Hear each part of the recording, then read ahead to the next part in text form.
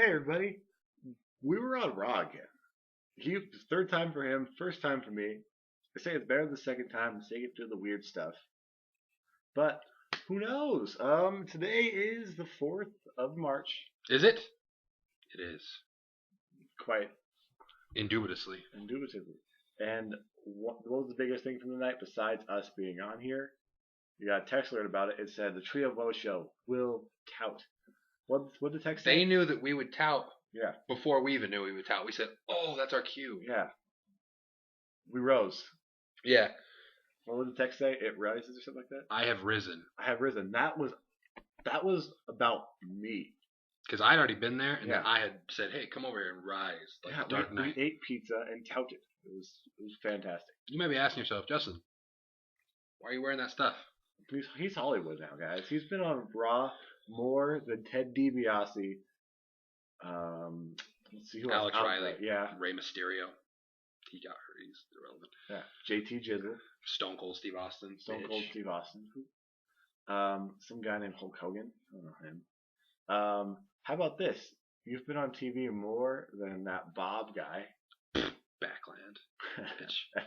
Anyway, let's jump into there's this. one guy who is who Justin is on TV one more time than so far. Has said more words, but this is the guy we're more pumped to see in the future. No offense. I'd rather see the Undertaker than myself. That's true. I'm not that nice. I'm more conceited than that. Right.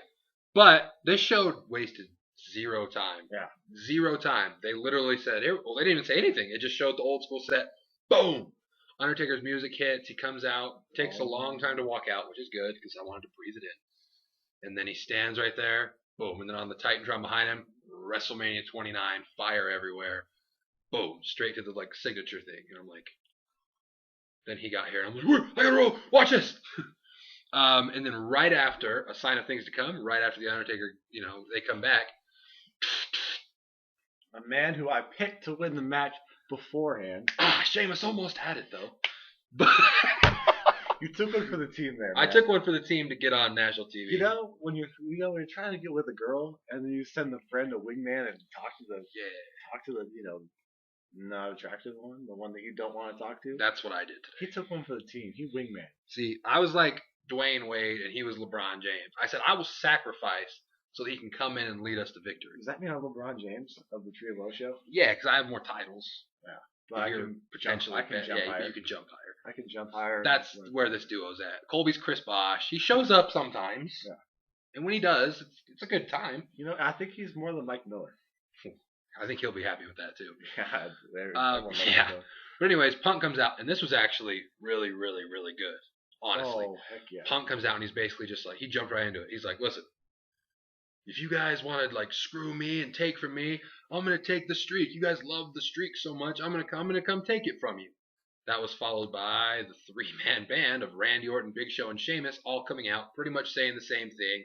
Orton, I fought it once before, it didn't work, but I was young back then. Big Show didn't have the WMD. I was like, Big Show doesn't have a fist back then? Mm-hmm. And Sheamus says he hasn't faced him at all.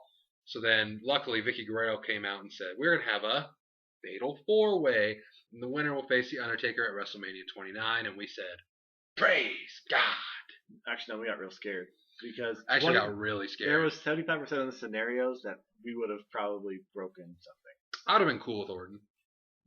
Okay. I wouldn't have been happy about it, but I wouldn't have got mad. You wouldn't have broken anything? Okay. No, the other two I probably wouldn't be sitting here right now. We wouldn't have got on tout because I would have broke my laptop probably. Mm-hmm. But yeah, so that was something cool to look forward to. At the time, it was more scary than anything, but yes. It was terrifying. Considering now, it was really cool. Yep. First match tonight was Ryback versus Cesaro. We've never seen this before, ever. We've never seen you on TV before either. That's true. It's getting really, really old. Raw does the same thing every week. It's like you got the Ryback, Cesaro, Orton, Miz Dolph, Justin from the Trio Bo Show. It's really getting old, guys. Yeah. I got to stop touting. But I did, for the record, Did I not tell you guys on the stream that I would tout and get? Just saying. But anyways, Ryback wins this match. There you go. But the main thing, for me anyways, that I liked about this match was what happened right after the match. Mark Henry came out and had a little miniature showdown with Ryback. They just kind of stared at each other, had the little stare down, walked around each other, moved on. I said, please be planting the seeds, because if Ryback's going to be doing something, that's what I want him to be doing. I would be hyped for that Ryback match just because I love Mark Henry. I love Mark Henry. So that went right into Mark Henry versus Zack Ryder. All right, let's play 3 seconds to guess who won this match. Mark Henry. You're all right. Mark Henry does win. When I say very quickly, it was 5 minutes. I mean very quickly. Yep. So that was cool. Then we get The Miz versus Dolph Ziggler, and call this the Twilight Zone. Picture how good this match would have been if the build up to it would have been. I mean, I'm just saying I don't even know if I'd have this there, but just imagine AJ and Big E are with a heel Miz. Yeah. And Ric Flair is supporting a face Dolph Ziggler. Or a heel Dolph Ziggler. Wouldn't that make so much more sense? Yeah, he sees. And he passed the figure 4 on to Dolph Ziggler, not to the Marine 3 Citizens on Patrol. That's my favorite Colt Cabana joke. That's definitely my favorite Colt Cabana joke. Yep. But that's not what we got, because that would make too much sense, like we said in the past. Instead, we have the Miz with the figure 4. You know the drill. Yep. You do know the drill. Every situation possible for Dolph to get a dirty win, but the face overcame. Beautiful day. Oh, and then the 1-hour main event. The Rock and John Cena. I think you said it the best. What a difference a year makes. Oh, hell yeah. I mean, watching it last year, it was like, ooh, Fruity Pebbles. Oh, when you film movies, you don't care about anybody. Right. This time it's like, personal. It's like, this is everything to me right now. You think you can beat The Rock? I know I can beat you. They had some lines. Yeah. Like, it was just making you feel it. Like, okay. Yeah. Like, because that's what I was saying. I was like, okay, I'm interested in this segment just to see where they go with it. Like, I wasn't like, I mean, I was cool with Rock Cena just because I'm like, whatever. It's not going to change, so might as well, whatever. Just try to find something. But this, I'm ready. I was emotionally invested. He was emotionally invested. Seriously, I'm ready. The build for this Rock Cena is once in a lifetime. Yeah, this one really is. Yeah, the last one. I mean, the last one they did the best they could. The last one was really, like I said, I was a big deal in the olden days. I'm the biggest guy now. Let's fight. Yeah, that's what it was. It was like Miami versus Duke the first time. Yeah, where it was just like, we don't like each other. And now it's coming back around. Yeah. And they're like, listen. Yeah. Now the shit's real. Actually, I'll take the first 2 games like the first one. Because, the climax of that. But now we go to the ACC tournament game. If they play again, that's going to be the equivalent of Rock Cena 2. I'm looking forward to it a lot more now. Because, Ryan Kelly's back. Yeah. There's still a lot. There's still a lot of time. Oh, yeah. There's a lot of time for them to screw it up, but I'm not even going to think about that. There's not a lot of ways they could they've basically trimmed the trees, and there's only a few ways they can really go from this, which is great because most roads lead to good things. Yeah, I mean, if you think about it, you take out this is going to be dumb and the Shield's going to get involved, or there's going to be a third person involved. All this. It's not. Yeah, they're going to go and it's going to turn a best of 3 series. Blah blah blah. The second match isn't going to mean anything. They have paired all of this and made it so it's either going to be a draw, which is the worst case scenario at this point. Isn't even that bad. It's only going to the 3rd match, or you have 1 and 2 decisively win. Because it's just everything has been built to those. It's either going to be Cena wins, and it's what we all expect, or The Rock's going to win, and Cena freaks out and turns heel, and it's just crazy. Yeah. There's not a lot of other ways you can go with it. I'm cool with both those things because I'm not going to be a hypocrite, because I said all I need is for The Rock to be the champion at the Royal Rumble, and I will deal with what comes later when we get there. Yeah. I got that moment. So I'm not going to be one of those guys, I want this, and then once I get that, I want this, and I don't want that. No, I'm cool with it. I got what I wanted. I'm cool with it. And then you luck out and they give you a nice, decent build for it. Yeah, great. Exactly. It's a bonus pick. Speaking of weird builds. Oh, Swagger versus Hacksaw Jim Duggan with Sergeant Slaughter and the American Dream, baby. Just a boat, baby. So Jack Swagger just beats them all with a 2x4 in a real American kind of way. Mm-hmm. Yeah, and then backstage Del Rio kind of comes out and says, I will avenge America. We'll touch this again later. Yeah. Then we get Ted DiBiase, not the one I wanted to see. Ted DiBiase Sr., the $1 million man is out there because apparently the primetime players wanted him to be their manager, and he said, if you guys beat Team Hell No, maybe. But was that the case? Nope. Team Hell No wins, and the best part of this segment was when Daniel Bryan did what? Picked the dollar up out of their Young's mouth? Stuck in his pants. Oh, Daniel Bryan, the things he does. Well, I mean, as they were walking out to the ring, he was doing this whole thing with King. Yeah, speaking of what a difference a year makes, holy cow, Daniel Bryan is a funny-ass guy now. Yeah. Like, he went from that guy that I was like, he's a really good wrestler, but he bores the hell out of me, to yes, to no, to probably the funniest character on TV. Yeah. So and that it's just was awesome. He's awkward and weird. It's just because you know he's trying not to laugh the whole time. What's that called? Being awesome, I think. Well, there's like a specific phrase for it. Just keep reviewing. I'll think of it. No. Oh, well, we're moving on. Yeah, but we got Tensai, Brodus Clay, and the Honky Tonk Man. Yeah, the Honky Tonk Man versus 3MB. This match was bullcrap because 3MB should have won clean and by pinning all three of them at the same time, even though it's not legal. But Tensai ends up getting a very, very quick roll up. I think corpsing. He was corpsing. I don't even know that word, but I'll just agree with you. Yeah, corpsing is where you try to keep a straight face, and it's really hilarious. You can see the accent crack up. Yeah, there you go. Sorry. That's what Daniel Bryan's doing. Yep. But yeah, Tensai gets a very quick roll up. Oh, and going back to Rock Cena, Rock gave a Honey Boo Boo shout out. Jeffrey, there you go. And then we got Go. But Justin Roberts called him Fandango. No, you gotta let the A's breathe. Go. He didn't debut because Justin Roberts. You may share the same first names, but you are a bitch. Say it with your chest, little man. Say it with your chest. Say it with your chest. And then after this, Kofi was left, alone in this one because he was supposed to face Don. Go. You gotta. But he did. You gotta let the people. Oh, the A's were breathing. Trust me. You gotta let the people feel the passion. Trust me. Feel it. Don. Feel it. Oh my hell. Shocker of the night was not that we got on top. That was a given. Triple H, God, had a promo. It only lasted 8 minutes. He came out and said, Brock Lesnar. He pretty much recited his tout he did last week, literally. The ass kicker is back. Are you going to do something about it or just sit there and bleed? He said the exact same thing tonight. But he kept another 8 minutes. I respect God. God, all praise due to Triple H. Then we got a Shield promo. I thought the Shield promo was really good.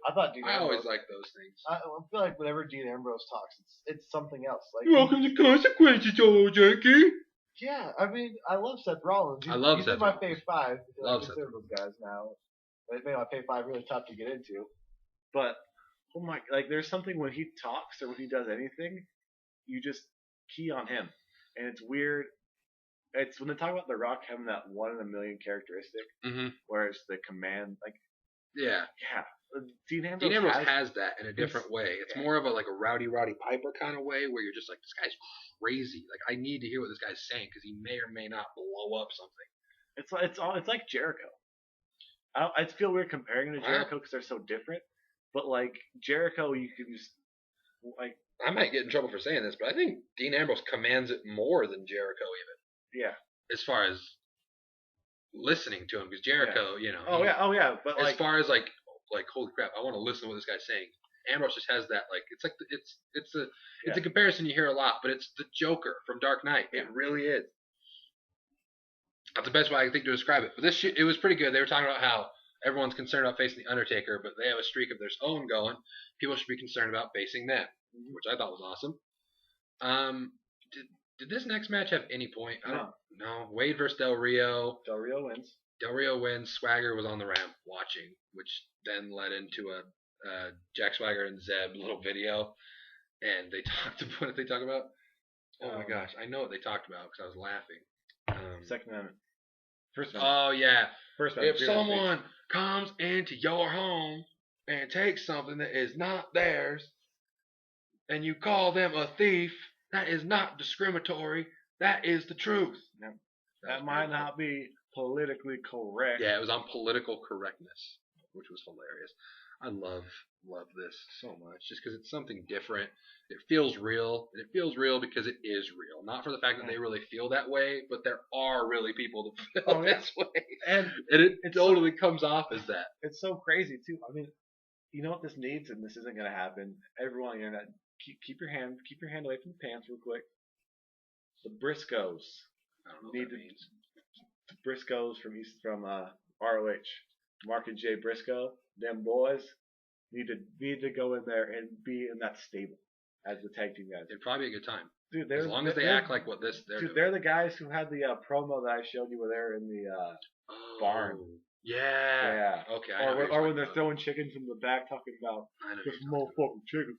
See, okay, they would make sense here. I could see them pulling it off fantastic. Oh heck yeah. Talk about them boys. Mike Vick, Bad News Kennel.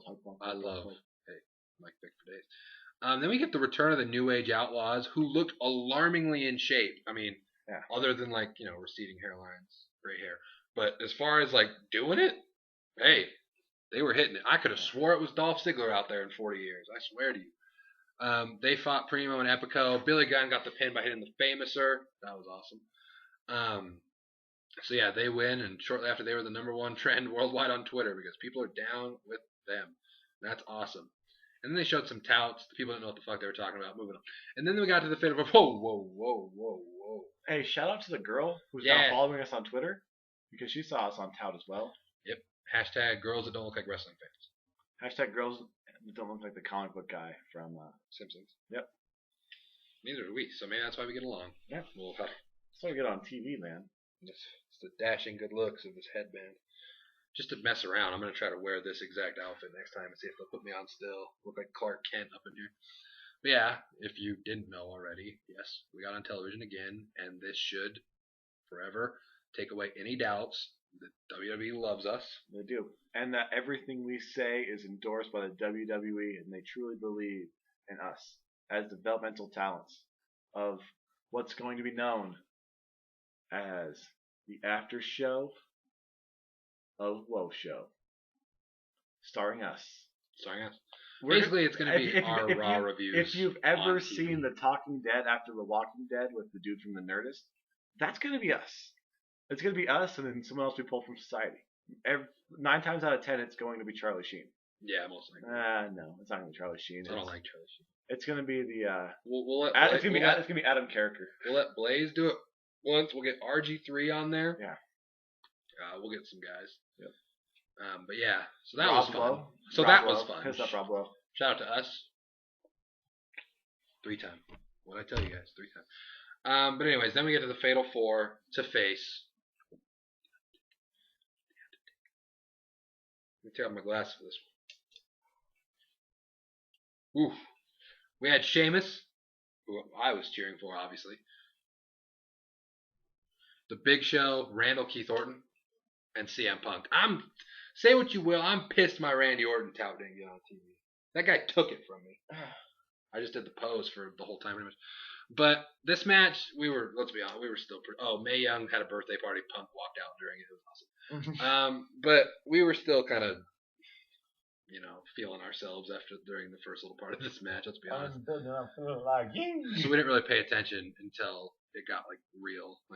We missed maybe the first 3 minutes before we started paying attention. Then it kind of it started picking up a little bit.